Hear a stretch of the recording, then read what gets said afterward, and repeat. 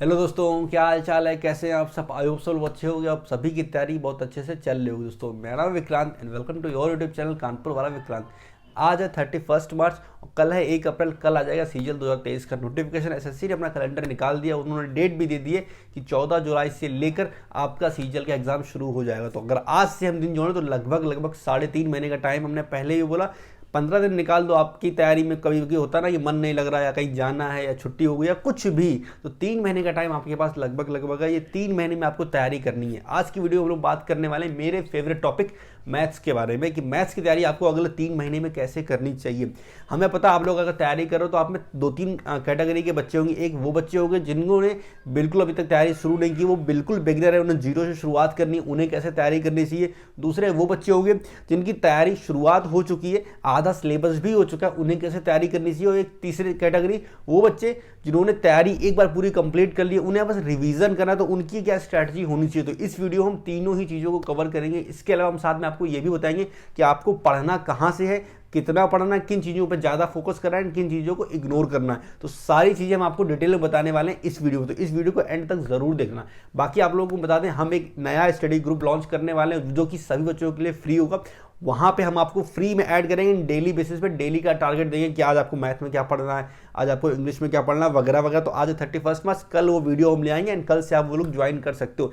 कितने लोग इंटरेस्टेड है मेरे स्टडी ग्रुप को ज्वाइन करने के लिए, नीचे कमेंट सेक्शन में जरूर बताना। और अगर 1000 कमेंट हो जाते तो मतलब कुछ नहीं होगा, तो कुछ भी नहीं, लड़का खुश हो जाएगा। तो कोशिश करना सभी लोग ज़्यादा से ज़्यादा कमेंट करना, हमें बहुत ज़्यादा अच्छा लगेगा। और अपने ड्रीम पोस्ट के बारे में लिखना कि भैया हमें आपका स्टडी ग्रुप ज्वाइन करना है, क्योंकि हमें जीएसटी इंस्पेक्टर बनना है, क्योंकि हमें इनकम टैक्स इंस्पेक्टर बनना है, क्योंकि हमें एमईए में जाना है। तो वो नीचे कमेंट सेक्शन में जरूर बताना। सबसे पहले बात आती है कि आपको तैयारी शुरुआत करनी कहाँ से, कि हमें तैयारी कहाँ करनी। बहुत से ऑप्शन हो सकते हैं। आप फ्री में तैयारी कर सकते हो, आप पेड कोर्स ले सकते हो, आप सेल्फ स्टडी कर सकते हो। बहुत सारी चीज़ें, हम सारी चीज़ें आपके साथ डिस्कस करेंगे कि आपको फिर जो अच्छा लगे आप वहाँ से तैयारी कर सकते हो। सबसे पहली चीज़ आती है सेल्फ स्टडी। कोई भी एग्जाम की आप तैयारी करो, सेल्फ स्टडी आपके लिए बहुत इंपॉर्टेंट है। तो अगर आप सेल्फ स्टडी कर सकते हो तो हम रिकमेंड करेंगे आप सेल्फ स्टडी ही करो। करोगे कैसे? सबसे अच्छी चीज़, सबसे पहले आपके पास क्लास नोट्स होने चाहिए मैथ के, किसी के भी ले सकते हो, राकेश सर के, गगन सर के, किसी के भी। वहाँ से आपने एक बार कंसेप्ट सीखने एंड उसके बाद आपको करनी है प्रीवियस ईयर क्वेश्चन की प्रैक्टिस। उसके लिए किरण की किताबें आती हैं, इन्होंने इस समय 2023 के लिए नई किताबें लॉन्च की है, तो काफ़ी अच्छी किताबें। और इसमें सिर्फ और सिर्फ प्रीवियस ईयर के सारे पेपर दे रखे हैं। और यकीन मानो, अगर आपको सीजीएल निकालना है तो आपको प्रीवियस ईयर के सारे पेपर कंप्लीट करने चाहिए। इन्होंने सोल्यूशन भी इस बार जो इनकी नई वाली किताब है उसमें सोल्यूशन भी काफ़ी अच्छा दे रखा, बेसिक कंसेप्ट भी दे रखा और थोड़ा शॉर्ट ट्रिक से भी बताने की कोशिश की है। तो आपको सारे प्रीवियस ईयर के क्वेश्चन पेपर इसमें मिल जाएंगे किरण की किताबों में, वो आप चेक कर सकते हो। तो सेल्फ स्टडी के लिए क्लास नोट्स और ये प्रीवियस ईयर के क्वेश्चन पेपर, ये दो चीजें आपके लिए जरूरी है। अब बात आती है कि भाई हमें सेल्फ स्टडी नहीं हो पा रही, हमें किसी टीचर से ही पढ़ना, तब भी वहां पे आपके पास दो ऑप्शन होते हैं। पहला ऑप्शन है यूट्यूब का। बहुत से यूट्यूब टीचरों ने बहुत सारा कंटेंट यूट्यूब में फ्री पर दे रखा है और इसके लिए हमने एक वीडियो भी बनाया था कि कैसे आप यूट्यूब पर फ्री में मैथ्स पढ़ सकते हो। तो उस वीडियो का लिंक हम नीचे डिस्क्रिप्शन में दे देंगे, जाके वो वीडियो चेक कर लेना। उसमें आपको हर एक टॉपिक का हमने लिंक दे रखा बाकायदा कि भाई परसेंटेज कहाँ से पढ़ें, प्रॉफिट एंड लॉस कहाँ से पढ़ें, रेशियो कहाँ से पढ़ें, वगैरह वगैरह। ठीक, तो वहाँ से आप एक एक चैप्टर को अलग अलग टीचर से पढ़ सकते हो और पूरा मैथ आप यूट्यूब पे फ्री में पढ़ सकते हो। बात आती है पॉइंट नंबर 3, हमारा पेड कोर्स। अब बहुत से बच्चे ऐसे बोलते हैं कि नहीं भाई, उन्हें किसी एक टीचर को ही पकड़ना है और एक ही टीचर से पढ़ के जाना है और पूरा सिलेबस में उसी टीचर के साथ खत्म करना है।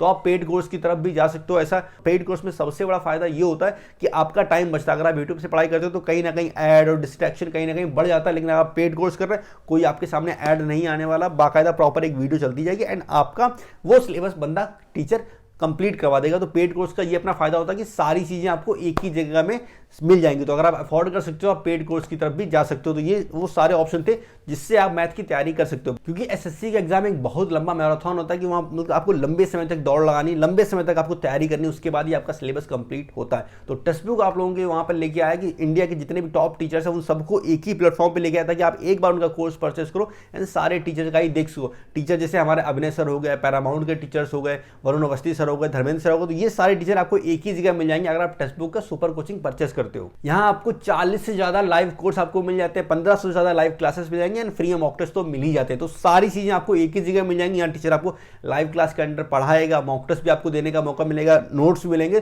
तो सब कुछ आपको एक ही जगह मिल जाएगा। बाकी ये सारी चीजें हम आपको अभी क्यों बता रहे हैं, क्योंकि इसमें टेक्स्ट बुक की काफी बड़ी सेल चली, जहाँ पे इनकी अगर आप कोई पास परचेस करते हो, पास मतलब ये सुपर कोचिंग का पास, कोई भी कोर्स परचेस करते हो तो आपको 85% तक का डिस्काउंट ऑलरेडी वो लोग दे रहे हैं। अगर आप मेरा कूपन कोड KV20 को यूज करोगे तो आपको 35% का और डिस्काउंट मिल जाएगा। और सबसे बड़ी चीज़, अगर आप 1 साल के लिए पास लोगे, इनका कोर्स लोगे, तो वो 2 साल के लिए आपको मिल जाएगा। तो अगर आपको इनके कोर्स चेक करने हैं तो नीचे लिंक हमने दे रखा है, जाके आप चेक कर सकते हो। तो ये तो बात हो गई उन चीज़ों की कि कैसे आप मैथ को कंप्लीट कर सकते हो। अब हम तीनों लोगों की बात करेंगे, बिगिनर कैसे पढ़ेगा, प्रो वाला बंदा कैसे पढ़ेगा, एक एवरेज बंदा जो ओके जिसका आधा सिलेबस उसका, वो कैसे पढ़ेगा। उससे पहले कुछ बेसिक चीज़ें जो मैथ में तीनों ही लोगों को करनी है। सबसे पहली चीज़ नोट्स, आपको नोट्स बनाने हैं, लेकिन सबसे ज़्यादा इंपॉर्टेंट ये है कि आपको नोट्स किस चीज़ के बनाने हैं।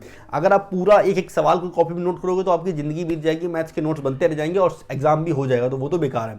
करना आपको ऐसे है कि आपको फॉर्मूला के नोट्स बनाने, जैसे सपोज करो आपने ज्योमेट्री पढ़ी, तो ज्योमेट्री की आप अपने क्लास में के नोट्स बनाओगे कि ज्योमेट्री में मीडियन का फॉर्मूला ये होता है वगैरह वगैरह। उसका फायदा ये होगा जब भी आप कोई मॉक टेस्ट दोगे या कोई सेक्शन लगाओगे तो उससे पहले एक बार आपने सारा रिवाइज कर लिया, क्योंकि मार्केट में ऑलरेडी क्लास नोट्स मिलते हैं। तो जरूरी नहीं है आप जो टीचर पढ़ा रहा है उस हर एक चीज के नोट्स बनाओ, आप बाद में वो क्लास नोट से भी काम चला लोगे, तो पूरा बनाने की जरूरत नहीं है। मेरे हिसाब से अगर आप फॉर्मूला के नोट्स बना रहे हो तो वो ज्यादा आपके लिए बेनिफिट करेंगे। फॉर्मूला के नोट्स जरूर बनाना, आपके एग्जाम से पहले आपको बहुत बेनिफिट करेंगे। और एक बार फॉर्मूला के नोट्स बनाओगे 10-12 पेज में सारी मैथ के फॉर्मूला आ जाएंगे आराम से मेरे हिसाब से। ठीक, फॉर्मूला आ गए, उसके बाद जब भी आप कोई मॉक टेस्ट दे रहे हो, सेक्शन दे रहे हो, तो उस फॉर्मूला को रिवाइज करते चलो। दूसरा काम, डेली बेसिस पे क्विज देना शुरू करो। क्विज बहुत छोटी छोटी चीज होती है, लेकिन हम इसे इग्नोर कर देते हैं कि यार नहीं यार क्या ही 5 क्वेश्चन देखिए मजा मिलेगा, कुछ नहीं। जब भी आपका फ्री टाइम हो, सिर्फ मैथ के लिए नहीं, किसी भी सब्जेक्ट के लिए फ्री टाइम में 5 क्वेश्चन आपने मैथ के लगा लिए, 10 क्वेश्चन आपने रीजनिंग के लगा लिए, 15 क्वेश्चन आपने वोकैब के पढ़ लिए, जीके 20 क्वेश्चन आपने कर लिए। ऐसे करके आप फ्री टाइम में, जब भी आपका टाइम मिलता है, सुबह दोपहर शाम, बस में हो, आप ट्रैवल कर रहे हो, मेट्रो में हो, कहीं जा रहे हो, 5 मिनट का टाइम मिला, आपने क्विज लगा लिया। तो ये छोटी छोटी चीजें होती है ना, जो धीमे धीमे पहाड़ बना देती हैं। आपका नॉलेज धीमे धीमे इतना बढ़ता जाएगा, आपको पता भी नहीं चलेगा। और सबसे बड़ी चीज, ये आपकी प्रैक्टिस को बढ़ाती है, वो भी प्रीवियस ईयर क्वेश्चन पेपर की। आप क्विज दोगे कहाँ से? टेक्स्ट बुक की ऐप आती है, अड्डा 24/7 की ऐप है, बायजूस की ऐप है, तो बहुत सारी ऐप है जहाँ पे आपको फ्री में क्विज देने को मिल जाएंगे। तो क्विज जरूर देना, डेली बेसिस पे देना। इसके अलावा प्रेजेंट टाइम में एक बहुत इंपॉर्टेंट चीज़ है कि भाई एसएससी जो पेपर करवा रहा है टीचर्स लेवल का, वहाँ पे सीन ऐसा चलता है कि क्वेश्चन आपको आता है पर कैलकुलेशन में कहीं ना कहीं फंस जाते हैं, तो कैलकुलेशन पे भी ध्यान देने की जरूरत है। तो अभी से डेली आदत डालो। ये तीनों लोग की बात कर रहे हैं, बिगनर वाला भी, ओके वाला बंदा भी और प्रो वाला बंदा भी।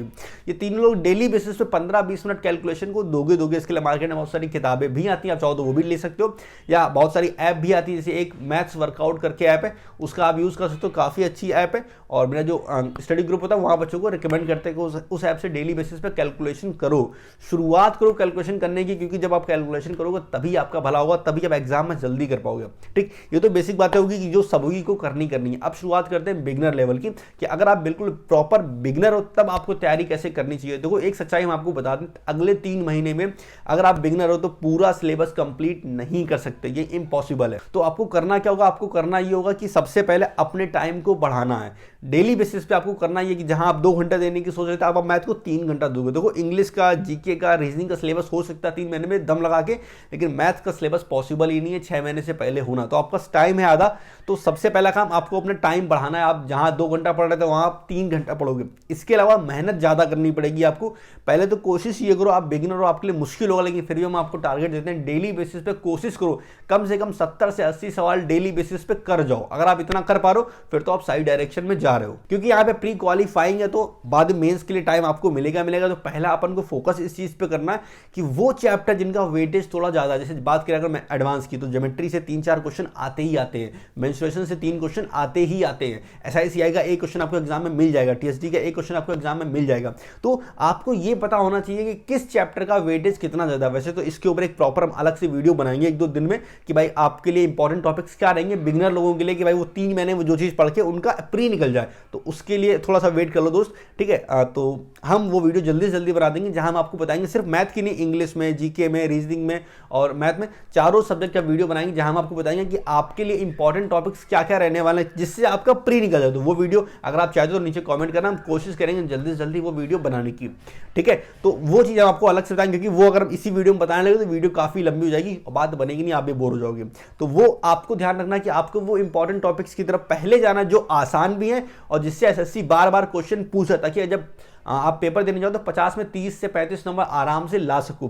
तो इस चीज का ध्यान रखना कि इस अगले 3 महीने में आपको वो चीजें पढ़नी है जो एग्जाम में बार बार पूछी जा रही है। आप खुद से रिसर्च कर सकते हो या फिर 1-2 दिन का वेट कर लो, हम वीडियो बना के आपको दे देंगे और आप वहां से देख सकते हो आपके लिए इंपॉर्टेंट क्या क्या है। इसके अलावा आपको एक चीज और करनी है, हफ्ते में 1 दिन आपको सेक्शनल टेस्ट भी देना है मैथ का। आप चाहो तो 2 भी लगा सकते हो, लेकिन कम से कम 1 लगाना ही लगाना। तो एक दिक्कत उसमें यह आती है कि आपने अभी तक ज़्यादा कुछ पढ़ा नहीं आप, क्योंकि बिगिनर लेवल पे हो, ज़्यादा आपने पढ़ा नहीं, तो आपको डर मन में होता है कि 25 क्वेश्चन लगाएंगे, हमने चैप्टर पढ़े गिनती के 2, कैसे बात बनेगी। तो ऐसा होता है, उसमें करना आपको ये कि जो 2 चैप्टर आपने पढ़े हैं वो तो कम से कम सही होने चाहिए। आपका सेक्शनल देने का मकसद ये होता है आप पूरी मैथ को देख लोगे एक बार क्या क्या एग्जाम में पूछा जाता है। दूसरा, जितना आपने ऑलरेडी पढ़ लिया, आपने सपोज को 2 चैप्टर पढ़े परसेंटेज ऑफ प्रॉफिट लॉस, तो आपको वो उन 2 चैप्टर में गलती नहीं होनी चाहिए, वहां पे कमी ना हो, वो 2 आप सही कर पा रहे हो, मतलब आप सही डायरेक्शन में जा रहे हो। ऐसे आपको हर हफ्ते एक कम से कम देना, और अगर आपका मन हो तो आप 2 सेक्शनल टेस्ट भी लगा सकते हो। नंबर कम आएंगे, चैप्टर नहीं पढ़े फिर भी आपको देने ही देने। अब बात करते हैं उन लोगों की जिन लोगों का ऑलरेडी आधा सिलेबस हो चुका है। सबसे पहली चीज इनके लिए हम बोलेंगे, यहाँ पे इनके लिए कोई गुंजाइश नहीं, मानते हैं प्री क्वालिफाइंग है, लेकिन फिर भी आपको ऐसा बिल्कुल नहीं करना कि आप कुछ चैप्टर छोड़ दो। आपका 50% सिलेबस कंप्लीट हो चुका है, आपको जो बचा हुआ 50% है उस पर फोकस करना, और सेम आप भी बिगनर वाले बच्चों की तरह ही मैथ को थोड़ा ज़्यादा टाइम दोगे, ठीक है, क्योंकि आपका सिलेबस पहले थोड़ा हो चुका है, तो इसलिए आपको उतना टाइम नहीं लगेगा। आप वही सेम चीज़ आपको भी करनी, 70 से 80 सवाल डेली लगाने, ठीक है, और इस हिसाब से करना कि अगले 3 महीने में आपका सिलेबस पूरा कंप्लीट हो जाए। बात करें अगर सेक्शनल टेस्ट की, तो यहाँ पे आपको हफ्ते में कम से कम 2 से 3 सेक्शनल टेस्ट लगाने ही लगाने, क्योंकि आपका कोर्स ऑलरेडी 50% हो चुका है, तो आप 3 सेक्शनल भी टेस्ट लगा सकते हो। तो वहाँ पे आपकी कोशिश होनी चाहिए नहीं, जो चैप्टर आप पढ़ चुके हो वो गलत नहीं होने चाहिए, जो पढ़ने वो गलत होंगे चलेगा। तो ये आप अपने प्रोग्रेस को भी चेक करते रहो। मिक्स प्रैक्टिस भी आपकी बहुत जरूरी है, क्योंकि होता क्या है ना, हम प्रॉफिट लॉस पढ़ रहे हैं तो प्रॉफिट लॉस के सवाल आ रहे हैं, अपन ज्योमेट्री पे शिफ्ट हुए, हम भूल गए कि प्रॉफिट लॉस कैसे पढ़ा था। तो ये चीज आपको बताएगी कि क्या आपको जो आपने पुराना पढ़ा उसकी रिवीजन की जरूरत है या नहीं है। अब बात कर लेते हैं उन बच्चों की जो एकदम प्रो है, जिनका एक बार सिलेबस ऑलरेडी कंप्लीट हो चुका है, जिनके मैथ में 50 में 30 नंबर बन रहा है, सिलेबस भी हो चुका है और अब उन्हें रिवीजन करने की जरूरत है। तो भाई वो तो रिवीजन करना शुरू कर देंगे किसी भी प्रीवियस ईयर की किताब से, ठीक, लेकिन साथ में उनके लिए जो हम ऐड करेंगे वो ये डेली बेसिस पे डेली आपको एक 25 क्वेश्चन का मैथ का सेक्शनल टेस्ट देना है। अगर आप 25 क्वेश्चन का सेक्शनल टेस्ट लगाओ तो इसका मतलब क्या होगा, आप एक बार में पूरा मैथ खत्म कर पा रहे हो, ठीक है, तो वो आपके लिए बहुत ज्यादा इंपॉर्टेंट हो। यकीन करो उससे ही आपका स्कोर बढ़ेगा, रिवीजन से भी फायदा होगा, लेकिन कहीं ना कहीं आपको इस चीज से फायदा ज्यादा होगा कि आपने वो जो 25 क्वेश्चन का सेक्शनल टेस्ट लगाया ना, उससे क्या होगा, हर दिन आप प्रॉफिट लॉस के भी सवाल लगा रहे होगे, हर दिन आप ज्योमेट्री के भी सवाल लगा रहे होगे, हर दिन आप SICI के भी सवाल लगा रहे होगे। तो आपके रिवीजन के लिए बेटर मिक्स क्वेश्चन की प्रैक्टिस बहुत इंपॉर्टेंट होती है, वो चाहे मैथ हो या कोई भी सब्जेक्ट हो, इंपॉर्टेंट है, वो जरूर करनी है। बात करें अगर आपके रिवीजन की, तो आप ऑलरेडी एक बार पढ़ चुके हो, जब आपने पहली बार किसी चैप्टर को पढ़ा होगा तो आपने उसमें कोई क्वेश्चन होगा उस पर टिक मारा होगा, आपको लगता होगा ये क्वेश्चन इंपॉर्टेंट है या दोबारा करने लायक है, तो उस हिसाब से मेरे हिसाब से अगर जो बेसिक बच्चा होगा उसे परसेंटेज करने में 3 से 4 दिन लगेंगे, आप 1 से 2 दिन में खत्म कर दो, क्योंकि आप रिवीजन करो तो आप थोड़ा सा ज्यादा फास्ट कर पाओगे।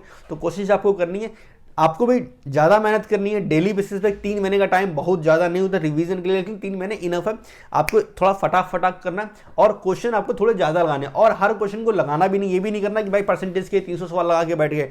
कोशिश करनी है 100 से 150 सवालों में उस चैप्टर को खत्म कर देना है। आप भी 70 से 80 सवाल डेली बेसिस पे लगाओ, लेकिन इस हिसाब से लगाओ कि आपको बीच में सवालों को स्किप भी करना कि ये इस टाइप का अपन कर चुके हैं, जरूरत नहीं है दोबारा करने की, ठीक है। तो रिवीजन आपका बहुत बढ़िया तरीके से हो जाएगा। तो ये तो बात होगी उन तीनों लोगों की। इसके अलावा कुछ छोटी छोटी बातें हम आपको बता दें, जो आप तैयारी करोगे आपका पूरा फोकस होना चाहिए। अगर आप प्री की तैयारी फिलहाल आने वाला 3 महीने में, तो आपका पूरा फोकस इस बात पे होना चाहिए कि हमें सिर्फ और सिर्फ अभी के लिए 2018 से लेके 2022 तक के सारे TCS के क्वेश्चन करने हैं, चाहे वो प्री के हों या मेंस के हों। हर टाइप का नया क्वेश्चन आपने देखना है, आपने अच्छे से करना है, कैलकुलेशन पे ज़्यादा ध्यान देना है। ये नहीं करना कि भाई मैथ हमें आती है कैलकुलेशन हो ही जाएगी, नहीं, ऐसे नहीं चलेगा। आपको टेबल आने चाहिए कम से कम 20 तक के, आपको स्क्वायर क्यूब 30 तक के याद होने ही चाहिए। आज ही डे 1 से ही अपना कॉपी पे जहाँ पे आप टेबल बैठ के पढ़ते हो वहाँ पे पोस्टर बना के चिपका लो कि भाई उसमें स्क्वायर क्यूब रूट हर चीज़ लिखी होनी चाहिए, वो आपके फिंगर टिप्स पे होनी चाहिए। आपको सोचना ना पड़े कि 19 में अगर हम 7 का मल्टीप्लाई करेंगे तो कितना आएगा।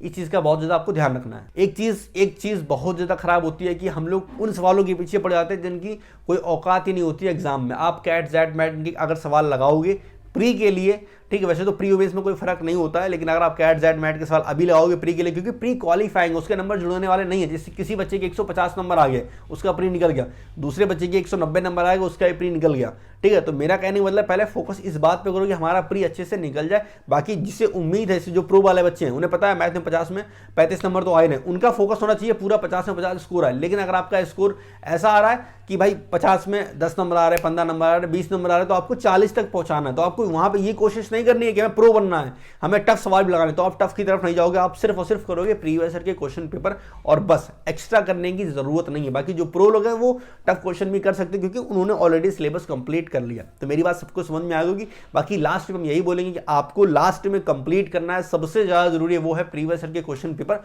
और कम से कम 2 से 3 बार।